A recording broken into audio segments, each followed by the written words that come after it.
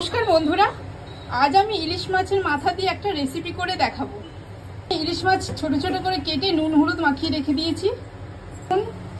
আলু লম্বা করে কেটে নিয়েছি, কুচিয়ে নিয়েছি, রসুন কুচিয়ে নিয়েছি, টমেটো, কাঁচা লঙ্কা, নুন হলুদ কালো জিরে আর তেল। প্রথমে দিয়ে এবার তেল দিয়ে দিচ্ছি।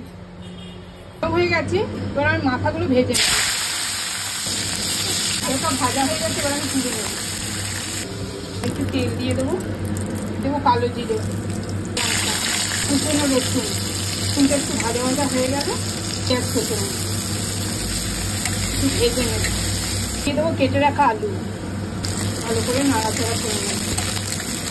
আলুটা একটু ভাজা ভাজা হয়ে গেছে, বেগুনগুলো দিয়ে দেবো,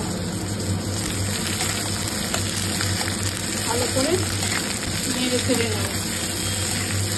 ভাজা ভাজা হয়ে গেছে, হলুদ গুঁড়ো কুচে নেব, নেড়ে চেড়ে নেব। অল্প কাশ্মীরি লঙ্কার গুঁড়ো ভালো করে নাড়িয়ে চেড়ে নেব। ভালো করে কষানো হয়ে গেছে, যে রাখা ইলিশ মাছের মাথাটা দিয়ে দেবো।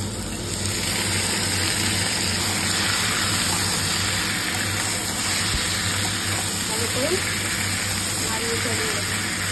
কষানো হয়ে গেছে, এবার একটু দিয়ে দেবো গরম জল, ভালো করে নেড়ে চেড়ে নেব। ঢাকা দিয়ে দেবো।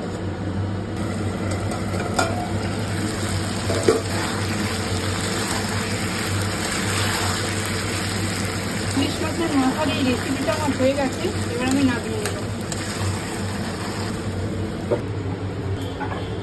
ইলিশ মাছের মাথা দিয়ে এই রেসিপিটা আমার হয়ে গেছে।